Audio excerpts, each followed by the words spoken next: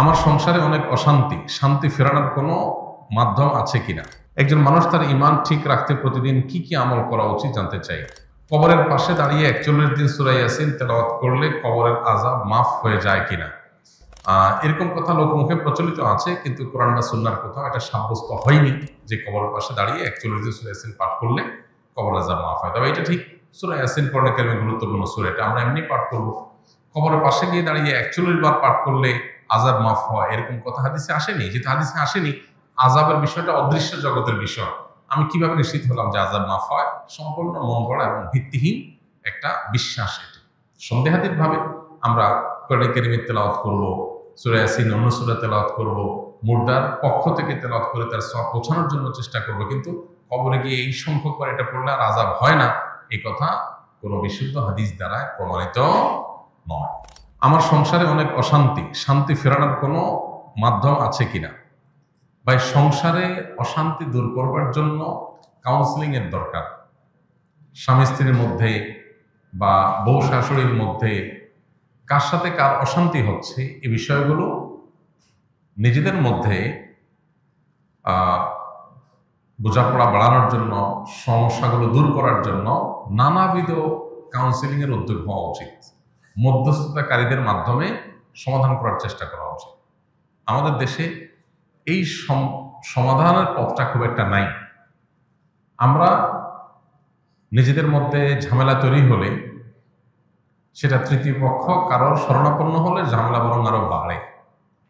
মূলত এই বিষয়ে যারা এক্সপার্ট আছেন, যারা মনোমালিন্য, দ্বন্দ্ব, কলহ এগুলো দূর করার জন্য অভিজ্ঞ, তাদের শরণাপন্ন হয়ে কাউন্সিলিং দরকার। আমরা আসুন্নাহ ফাউন্ডেশন থেকে ভাবছি যে আলেম ওলামা এবং যারা এক্সপার্ট আছেন তাদেরকে কাউন্সিলিং শেখাবো, যাতে করে তারা পারিবারিক কলহ, দ্বন্দ্ব এগুলো মেটাবার এই কাজটা করতে পারেন ট্রেনিং নিয়ে। তো পারিবারিক দ্বন্দ্ব মেটাবার জন্য এ ধরনের কাউন্সিলিং এর শরণাপন্ন হতে পারেন। আমাদের ফাউন্ডেশনের অফিস টাইমে গেলে ওলামা ইকরাম আছেন, তারা কাউন্সিলিং এর কাজটা করেন। কারো প্রয়োজন হয় সেই সার্ভিস নিতে পারেন। তবে সমস্যা এবং কলহের কারণ এগুলো যদি বিস্তারিত জানা যায়, তখন সেই হিসাবে পরামর্শ দেওয়াটা সহজ হয়। এখানে যেহেতু আমভাবে বলেছেন সংসারে অনেক অশান্তি, সেটা দূরের উপায় কি, তো এটা বলা কঠিন। আসলে অশান্তি কোন ধরনের, তাহলে সে ধরনের পরামর্শ দেওয়া যাবে। তবে একটা কথা এখানে প্রসঙ্গত বলে রাখা যায়, সেটা হলো সেহের বা ব্ল্যাক ম্যাজিকের কারণে, জিনের উপদ্রবের কারণে ঘরে ঘরে এখন স্বামী স্ত্রীর মধ্যে দাম্পত্য কলহ বেড়েছে প্রচুর পরিমাণ। অনেক অশান্তি আছে, দাম্পত্য অশান্তি এবং দাম্পত্য কলহ, যেটার পেছনে মূল কারণ হলো সেহের। স্বামী স্ত্রী দুজনই ভালো, কোনো অসুবিধা নাই, সামান্য বিষয় নিয়ে তারা তাদের মধ্যে তুলকালাম হয়ে যায়, প্রচন্ড রকমের যুদ্ধ শুরু হয়ে যায়, ঝামেলা শুরু হয়ে যায়। তো এই যে সমস্যাগুলো, এই সমস্যাগুলো তৈরির পেছনে অনেক বড় ভূমিকা থাকে সেহেরের, ব্ল্যাক ম্যাজিকের। যদি ঠিকমতো রুকিয়া করা হয়, ঝাড়ফুঁক করা হয় শরীর সম্মত উপায়ে, তাহলে এটা সমাধান হয়।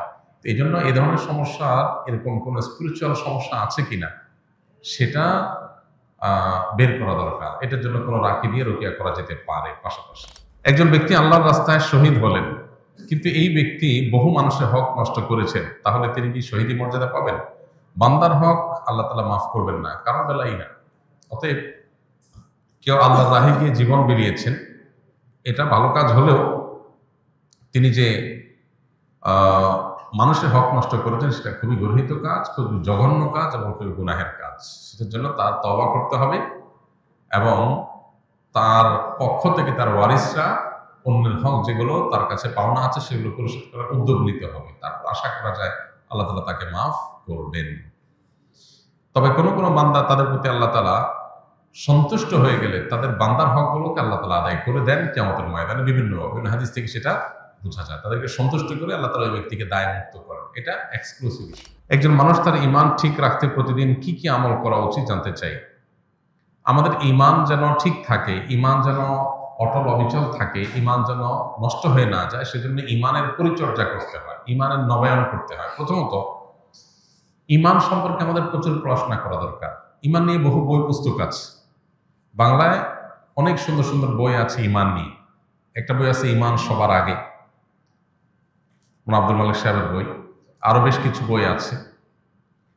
তো এই ইমান নিয়ে আমাদের বইগুলো পড়া দরকার। কিতাবুত তাওহীদ আছে, বাংলা অনুবাদ হয়ে গেছে। তারপর তাকওয়াতুল ঈমান আছে, বাংলা অনুবাদ হয়ে গেছে।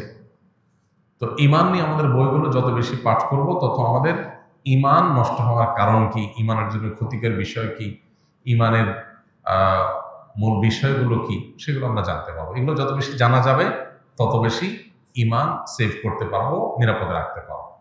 দ্বিতীয়ত, ঈমানকে ধরে রাখার জন্য, ঈমানের উপরে অটল অবিচল রাখার জন্য, ঈমান যেন নষ্ট হয়ে না যায়, ঈমান যেন ভঙ্গ হয়ে না যায়, সেজন্য আমাদেরকে বেশি বেশি কোরআনে কারীমের তিলাওয়াত, আল্লাহর আয়াত, আল্লাহর নিদর্শন, কুদরত, এগুলো নিয়ে গবেষণা, চিন্তা, ভাবনা করতে হবে। আল্লাহ বলেছেন ওয়াইদা তুলিয়াত আলাইহিম আয়াতুহু যাদাতহুম ঈমানা। আল্লাহর আয়াত যখন পাঠ করা হয়, তখন তাদের ঈমান বৃদ্ধি পায়। এজন্য কোরআনে কারীমের আয়াত তেলাওয়াত করা, অর্থ সহকারে বোঝা, আল্লাহর কুদরতগুলো নিয়ে চিন্তা গবেষণা করা, এগুলো মানুষের ঈমান বৃদ্ধিতে সহায়ক হয়। পাশাপাশি ঈমান সংরক্ষিত রাখার জন্য কিছু দোয়া নবীজি শিখিয়েছেন।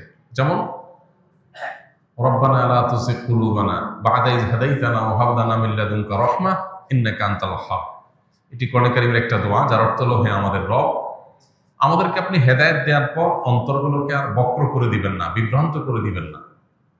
আপনি সবকিছু দানশীল, সবকিছু দান করে থাকেন।